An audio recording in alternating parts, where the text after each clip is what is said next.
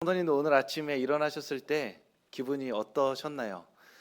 기분 좋게 드디어 아침이다 하면서 일어나셨나요?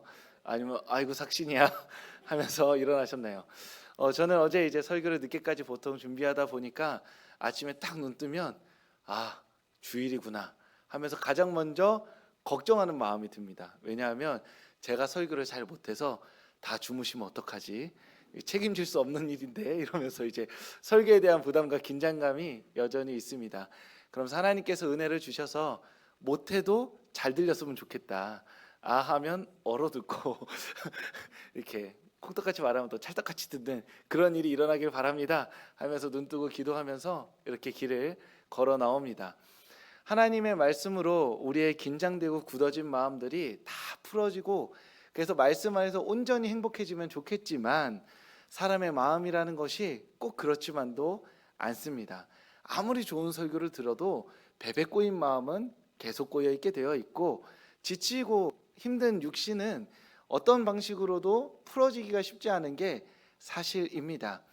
그래서 하나님께서는 하나님의 말씀으로 우리를 위로하시고 만족해도 하시지만, 동시에 아주 작은 삶의 소소한 일상을 통해서도 우리의 마음을 풀어주시고 긴장을 좀 여유 있게 하시면서 하나님의 말씀을 다양한 방식으로 들려주시죠. 저는 오늘 이렇게 교회 올라오면서 요 사택 앞에 보면 큰 나무가 하나 있는데 거기 밑에 빨간 꽃들이 아주 쬐끄맣게 한 손톱만하게 살짝 피어 있습니다.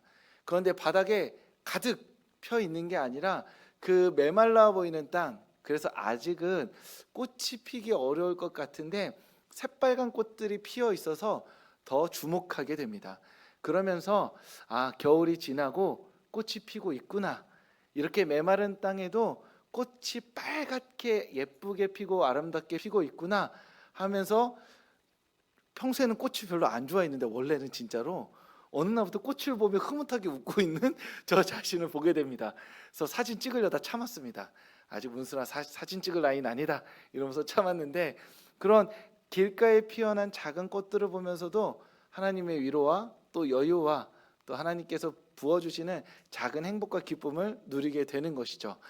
오늘 하루 일어나셔서 교회에 오시기까지 여러 마음들, 여러 걱정들, 그리고 복잡한 상황들이 있으신 줄로 압니다. 하나님께서 오늘 말씀을 통해 그 마음의 긴장을 풀어주시고 하나님의 은혜를 베풀어 주실 줄로 믿습니다. 그런데 혹여나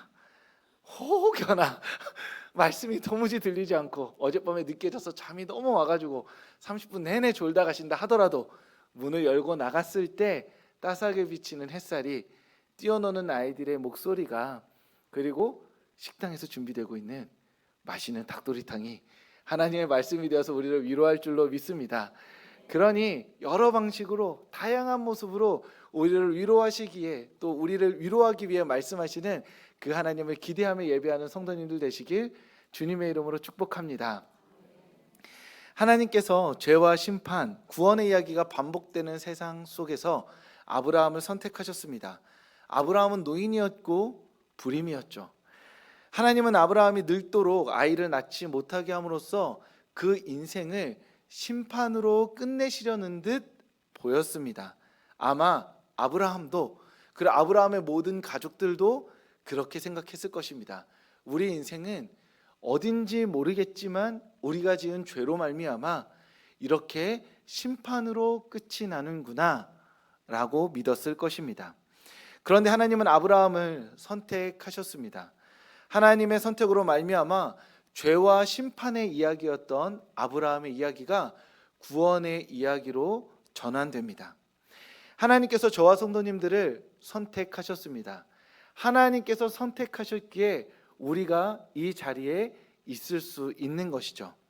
그래서 우리의 삶이 죄와 심판의 이야기로 끝나기를 바라지 않으셨습니다.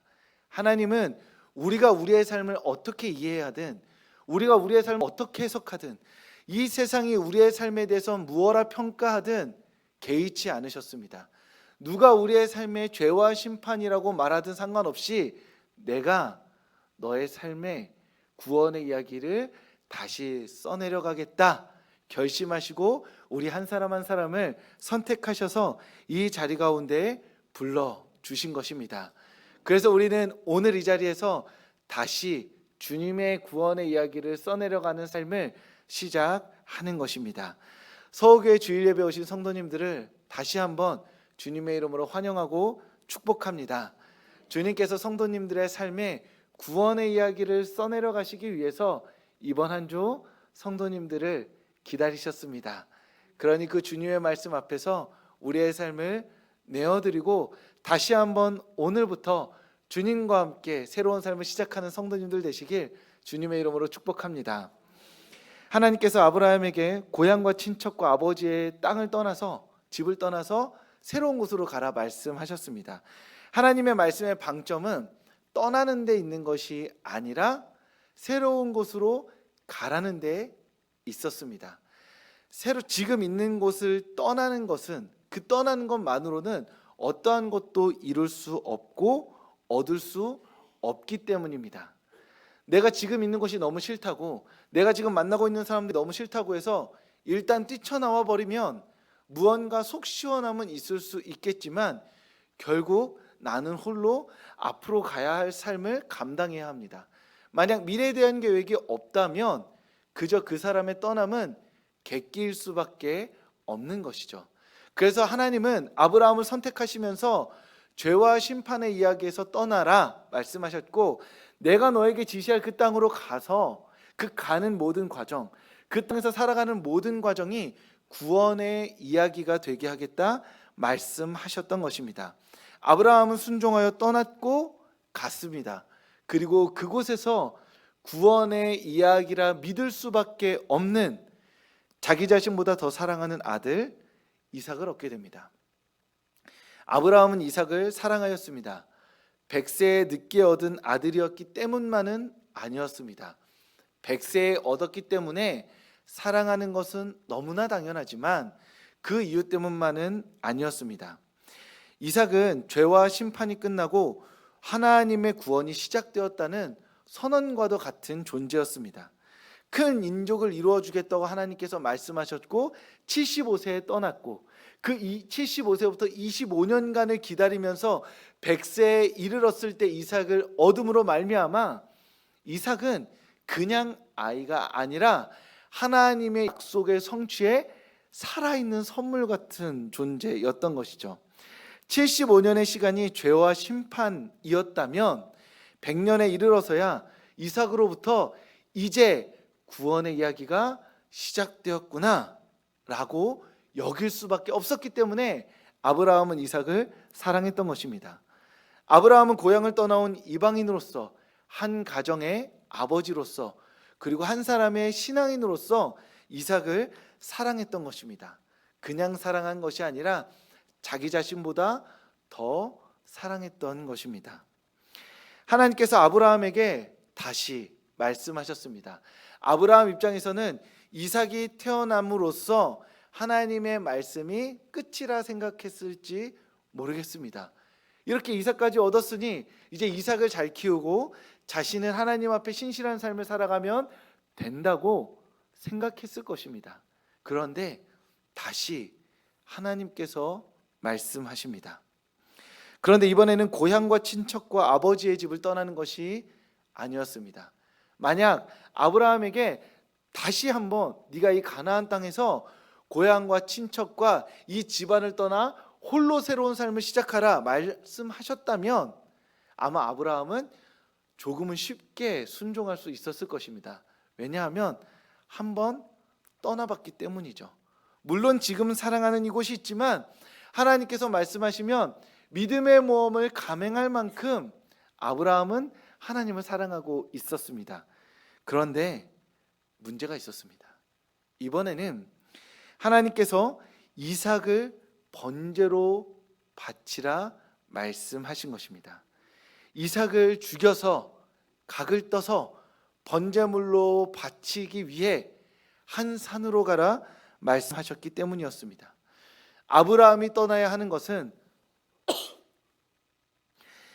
이삭을 향한 사랑이었습니다.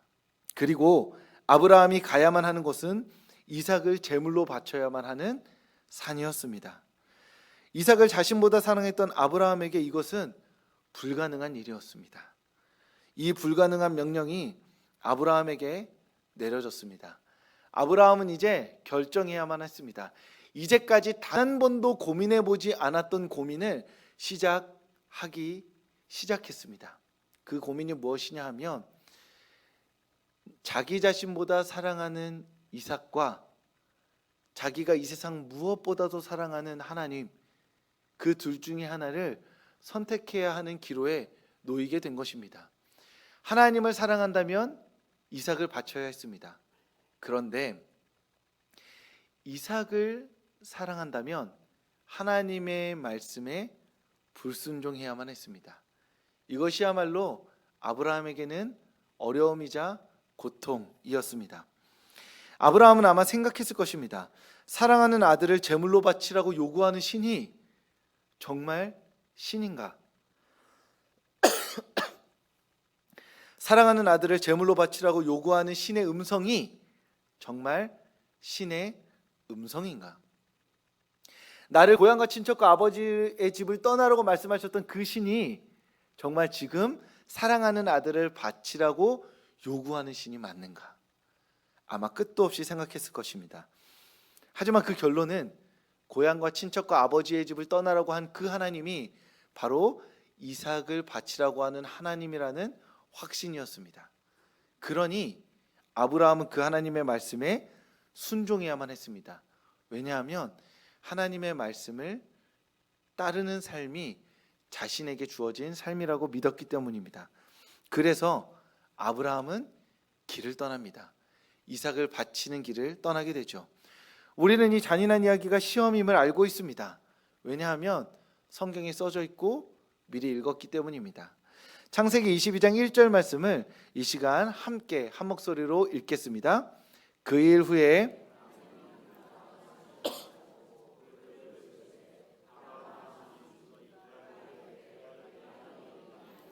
아멘. 우리 모두는 이 이야기의 결말을 예상하고 있습니다. 혹시 이 이야기의 결말을 모르실 분이 계셔서 제가 스포일러 하겠습니다. 미리 알려드리니까 너무 놀라지 마시기 바랍니다. 이삭은 안 죽습니다. 네, 다 알고 계셨던 얘기죠. 우리는 이야기의 결말을 압니다. 그러니까 이 이야기를 처음부터 읽을 때부터 무슨 생각을 하냐면 이게 무슨 의미일까를 생각합니다. 즉 우리가 공부를 열심히 해왔다면 문제가 있으니 출제자의 의도를 파악하기 위해 분주합니다. 그러다 보니 우리가 놓치는 게 있는데 바로 아브라함의 마음입니다. 아브라함은 시험인 줄 몰랐습니다. 당연하죠. 어느 날 갑자기 사랑하는 아들 이삭을 바치라고 하셨고 이 바치라고 한 신이 나를 떠나라고 한 신이 뭔지 고민했고 그러다가 의심할 여지 없이 같은 하나님임을 믿어버렸기 때문에 순종의 길을 내디딘 아브라함의 마음은 이것이 시험이냐 아니냐를 생각할 겨를 없이 그저 고통받고 있었습니다. 사랑하는 아들을 죽여야 되는 생각, 상상을 하며 그 칼을 갈고 있는 아브라함.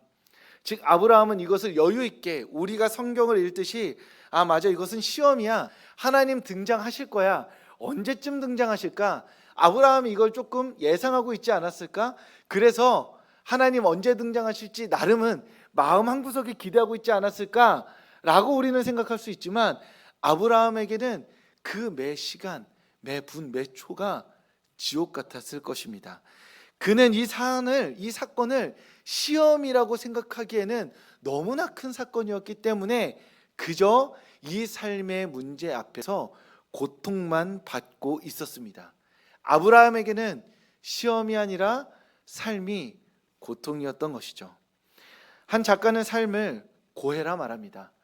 고통이라 말하였습니다. 삶을 그저 견뎌야 하는 통증으로 해석했던 것입니다. 만약 우리의 삶이 견디기만 하면서 끝나는 고통과 통증의 삶이라면 그것은 삶이 아니라 저주일 것입니다.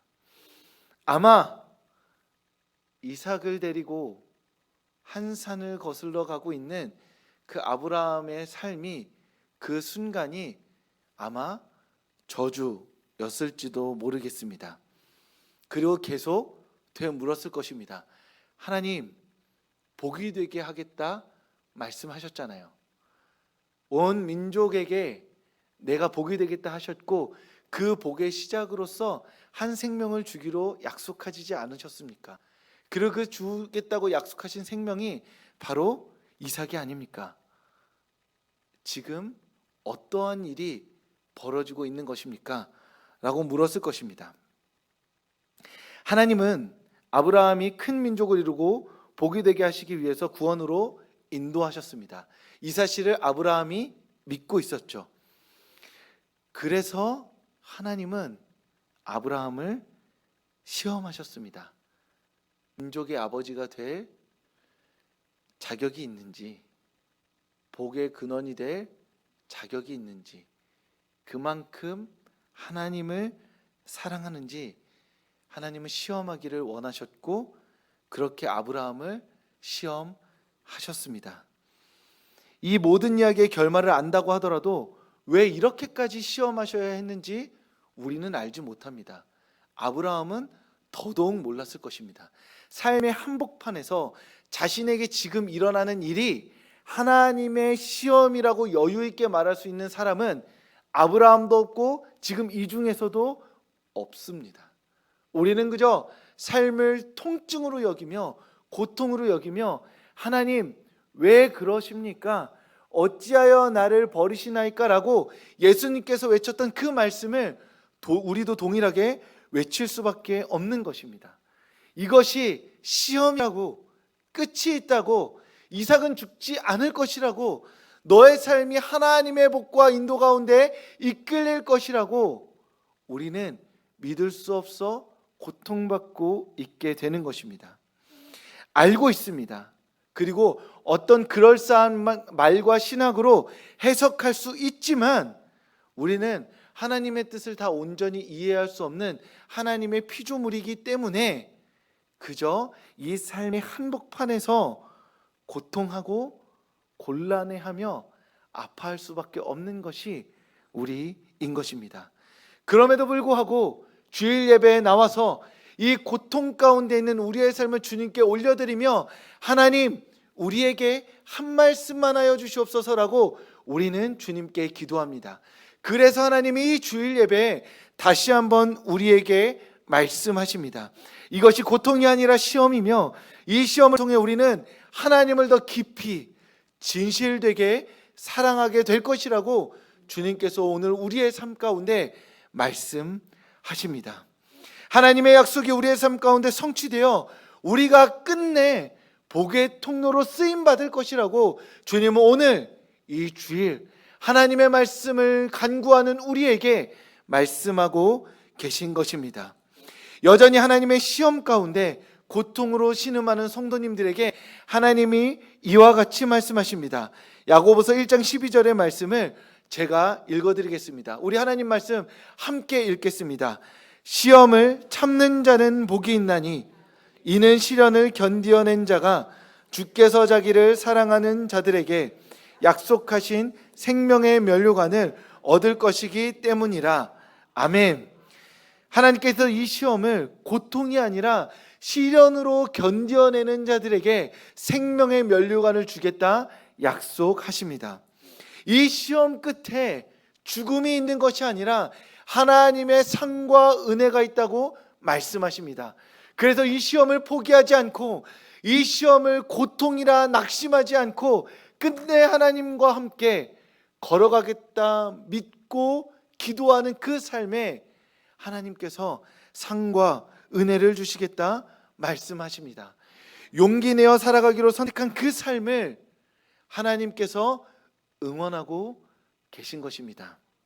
주일 예배 오신 성도님들, 이 시험 끝에 하나님께서 주실 상과 은혜가 있습니다. 성도님들이 견뎌내야 할 그 고통이 나보다 사랑하는 이삭을 바쳐야만 하는 고통일 수도 있습니다. 그리고 그 고통은 나 자신만이 감내할 수 있는 고통입니다. 그리고 이 고통으로 말미암아 내 삶이 죄와 심판이라고 믿을 수밖에 없을 수도 있습니다. 그 삶에 주님께서 말씀하십니다. 시험을 참는 자는 복이 있다. 그리고 이 시험의 끝에 상과 은혜가 있다. 그러니 믿음으로 그 삶을 걸어가라 말씀하십니다. 용기 내어 살아가기로 선택한 그 삶을 우리가 그리고 서울교회가 함께 기도하겠습니다. 기도하며 응원하겠습니다. 그러니 용기 내어 한 주를 살아내고 다음 주에 다시 이 자리에서 하나님께 감사와 영광과 찬양을 올려드리시는 성도님들 되시길 주님의 이름으로 축복합니다. 하나님께 하나님 주님의 말씀 의지하여서 저 한 주 살아냈습니다. 걸어가라 말씀하셔서 이 삶을 걸어갔습니다. 그렇게 다시 한번 이 자리 가운데 왔으니 주님 저를 칭찬해 주시고 다시 한번 용기를 더하여 주시옵소서라고 한 주의 삶을 기쁨으로 살아내고 승리의 고백으로 주님을 찬양하는 성도님들 되실 수 있기를 주님의 이름으로 축복합니다. 아브라함과 이삭과 그리고 종 2명과 나귀 1마리가 3일 길을 떠납니다. 종과 나귀는 하나님께서 일러주신 모리아 땅에 있는 한 산에 밑에 내려두고 아브라함은 손에 칼과 불을 듭니다. 그리고 이삭은 번제에 필요한 나무를 짊어지죠. 그렇게 둘은 한참을 산을 오릅니다. 그런데 이삭에게 궁금함이 생깁니다. 다 있는데 지금 하나가 빠졌다. 아버지와 함께 번제를 충분히 드렸기 때문에 이삭은 알고 있었던 것입니다. 지금 무언가 하나가 부족하다. 그래서 창세기 22장 7절에 긴 침묵을 깨고 이삭이 이렇게 이야기합니다. 내 아버지여, 불과 나무는 있거니와 번제할 어린 양은 어디 있나이까? 이삭은 자신이 번제할 양이 될 것이라 상상할 수 있었을까요? 절대 그럴 수 없었습니다. 왜냐하면 이삭이 아버지가 나를 귀하게 여겨서 나는 번제가 될 리가 없어 라고 생각한 것뿐만이 아니라 나아가서는 이삭은 아브라함 인생 100년 인생의 하나님의 약속의 성취임을 스스로 알고 있었습니다. 내가 그냥 100세에 태어난 귀한 아들이 아니라 아버지에게 하나님께서 약속하신 그 약속의 성취가 바로 자신 살아있는 존재임을 너무나 잘 알고 있었습니다. 그러니 하나님께서 하나님의 약속의 성취를 제물로 바치라고 믿을 수 없었던 것이죠. 이삭은 정말 순수한 마음으로 물었던 것입니다. 번제물이 어디 있나요? 만약 이삭이 묻지 않았다면 아브라함은 대답하지 않았을 것입니다. 물었기에 대답합니다. 그리고 이 대답은 하나님께서 처음 아브라함에게 이삭을 바치라 말씀하셨을 때부터 아브라함 혼자 그 마음에 이 고통의 시간에 대한 답을 찾고 찾아 헤매다가 끝끝내 찾아버린 답이었습니다. 번제할 어린 양을 찾는 이삭에게 아브라함은 창세기 22장 8절에 이렇게 답합니다. 하나님이 자기를 위하여 친히 준비하시리라. 아멘. 아브라함은 고통을 느끼면서 이것이 시험이길 바라지만 자신을 짓누르는 고통이 너무 심해서 하나님께 묻고 속으로 또 묻다가 사흘 길을 걷고 산을 올라서 이 말을 하고 싶지만 어디에도 하지 못해서 속으로 앓으며 어떻게 해야 되는지 묻고 있는데 이삭이 그 마음에 묻자 대답한 말이 하나님께서 준비하실 것이다 인 것이죠. 이 말 외에 아브라함이 할 수 있는 말이 있을까요? 이 말 이외에 자기보다 사랑하는 아들을 죽이기 위해 걷고 있는 아버지가 할 수 있는 말이 과연 있을까요? 아브라함은 이삭을 향해 칼을 내리꽂을 겁니다. 그 죽여서 각을 뜰 겁니다. 그리고 그 번제단 위에 올려놓고 불을 지를 겁니다. 이삭의 마음에 변화는 없습니다. 그는 할 겁니다. 순종함으로써 내가 내 아들 이삭을 사랑함보다 하나님을 더 사랑한다고 고백할 것입니다. 그런데 동시에 아브라함은 하나님을 믿고 있습니다. 하나님께서 이 번제를 어떠한 방식으로든 어떻게든 준비하시리라 믿고 있습니다. 만약 아브라함이 이삭아, 사실 너는 죽지 않을 거야. 하나님께서 반드시 순양 한 마리를 준비해 놓으실 거야 라고 말하며 위로했다면 모르겠지만 아브라함은 그렇게 위로하지 않습니다. 하나님이 준비하실 거야. 어떻게 준비할지는 몰라. 그런데 나는 너를 바칠 거야. 그 나머지는 하나님이 준비하신다. 내가 겪고 있는 이 고통이 어떻게 해결될지, 어떠한 방식으로 풀려나갈지, 나에게 너를 죽이는 이 순종의 책임이 어떻게 면하여질지 나는 알지 못한다. 하지만 나는 하나님이 말씀하신 대로 널 바칠 것이다. 그리고 이 일이 어떻게 해결될지는 모른다. 하지만 하나님이 준비하시기 때문에 이 모든 시간이 끝났을 때 우리는 하나님을 찬양하게 될 것이다 라는 복잡한 마음으로 이삭에게 말한 겁니다. 하나님께서 준비하실 것이다. 아브라함은 하나님을 믿었습니다. 아브라함은 자신의 몸이 죽은 것 같을 때, 자신의 아내의 몸이 죽은 것 같을 때 그 둘에게 이삭이라는 생명을 피어나게 하신 하나님을 믿었습니다. 아브라함이 믿었던 하나님은 죽은 자를 살리시며 없는 것을 있는 것처럼 하시는 하나님을 아브라함은 믿었습니다. 아브라함은 자신의 죽은 몸에서 이삭이라는 생명을 꽃피우게 하신 그 하나님을 믿었습니다. 그래서 어떻게 될지는 모르지만 내가 최악의 순간에 이삭을 죽인다 하더라도 그 죽음이 어떠한 방식으로 이루어질지는 모르지만 죽은 자 가운데서 생명을 일으키신 하나님께서 자신의 방식대로 생명을 일으키시리라 믿었던 것입니다. 그래서 히브리서 말씀은 이와 같이 선포합니다. 그가 하나님이 능히 이삭을 죽은 자 가운데서 다시 살리실 줄로 생각한지라 비유컨대 그를 죽은 자 가운데서 도로 받은 것이니라. 아멘. 아브라함은 죽인 척하고 이삭을 받은 것이 아닙니다. 이삭은 아브라함 마음에서 이미 죽었습니다.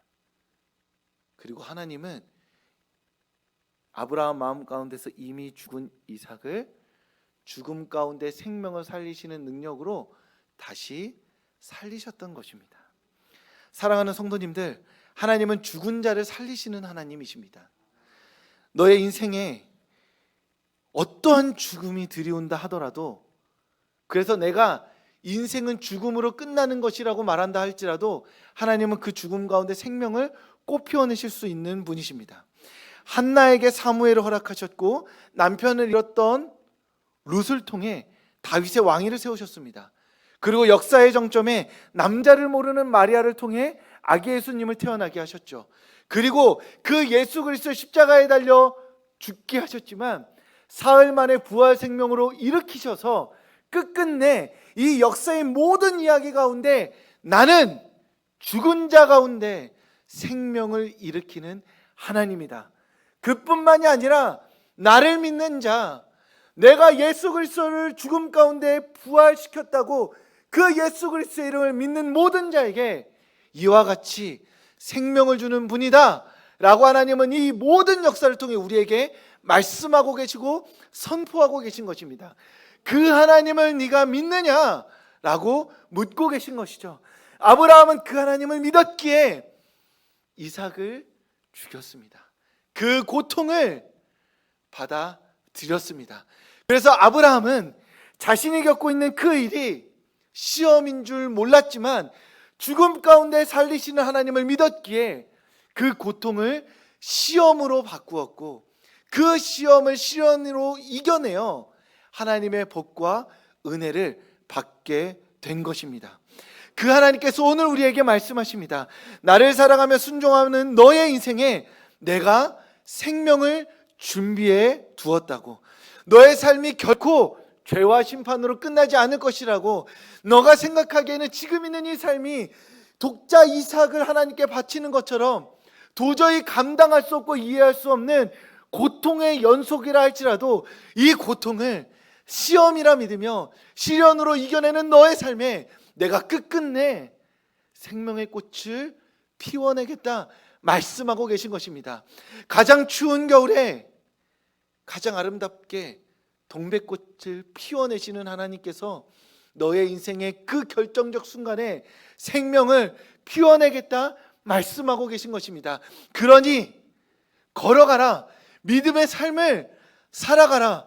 포기하지 않고 나와 함께 가자라고 말씀하고 계신 것입니다. 혹여나 세상이 삶이 너의 삶을 무어라 말한다 해도 오늘 이 자리에서 내가 너에게 하나님의 말씀을 선포하니 내가 너의 삶에 준비하겠다. 내가 친히 나의 손으로 너의 삶의 모든 것을 준비해 놓았으니 그저 믿음을 가지고 그 삶을 걸어가라 하나님께서 말씀하시며 약속해 주고 계신 것입니다. 그러니 오늘 이 주일 예배 오신 성도님들 그 하나님의 말씀을 믿으시기 바랍니다. 고통이 아니라 시험이며 이 시험을 시련으로 이겨내는 우리 인생 가운데 하나님께서 복과 은혜를 주실 줄로 믿습니다. 그 하나님 살아계십니다. 그 하나님 죽은 자를 살리시는 하나님이십니다. 죽음 가운데 있는 우리를 다시 살리실 줄로 믿습니다. 그러니 그 하나님과 함께 이번 한 주 믿음 가운데 동행하며 하나님께 영광 돌리는 삶으로 살아가시는 성도님들 되시길 주님의 이름으로 축복합니다.